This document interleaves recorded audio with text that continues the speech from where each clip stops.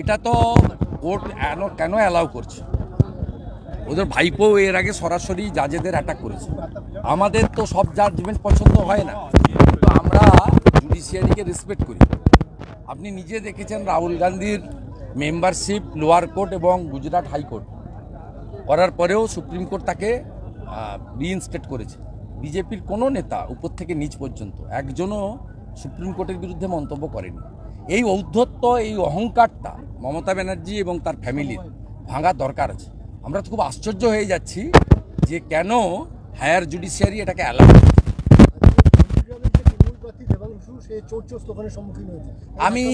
দেখুন, আমি এগুলো সমর্থন করি না, কিন্তু সাধারণ মানুষের এটা স্বতঃস্ফূর্তভাবে বহিঃপ্রকাশ।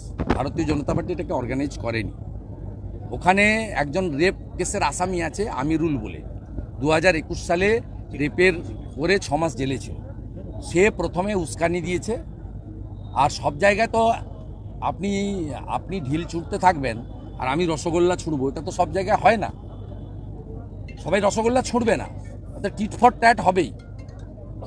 আর গত পরশুদিন হাইকোর্টের ডিভিশন বেঞ্চের জাজমেন্টের পরে আপনাকেও মনে মনে বলতে হবে, আপনি সাংবাদিক প্রকাশ্যে বলতে পারবেন না যে তৃণমূল মানে চোর।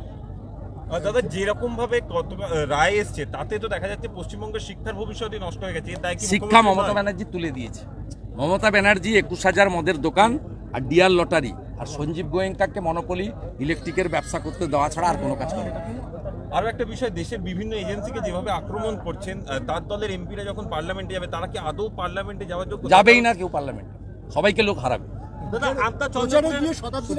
চন্দ্রপুরের 70টি পরিবার বাড়িতে ঢুকতে পারছে না, তার হাইকোর্টের দ্বারস্থ হয়েছিল, হাইকোর্ট রায় দিয়েছে, কিন্তু আমাদের জেলা ইউনিট দেখছে, আমাদের ল সেল দেখছে, আমরা অতি সত্বর ঢোকাবো।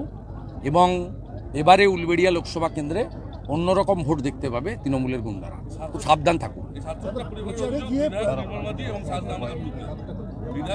এদের গুন্ডামি ছাড়া, মিথ্যা মামলা করা ছাড়া আর অন্য কিছু নেই। বেড়ো থানাতে কি হয়েছে আপনি জানেন? আমাদের লোকের মেরে পা ভেঙেছে, আবার আমাদের লোকের নামে কেস করেছে।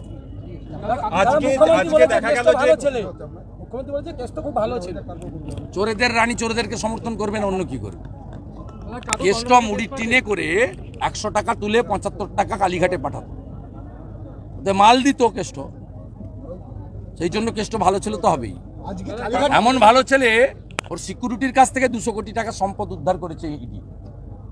জনগণ দেখছে, এরা খুব দয়ালু। হ্যাঁ, খুব দয়ালু। মাল প্রচুর টাকা তুলতো আর মমতা ব্যানার্জিকে পাঠাতো। কাকুর কণ্ঠস্বর ম্যাচ করে গেছে ইডি জানালো আজকে হাইকোর্টে। আমার সাহেবের কি হবে?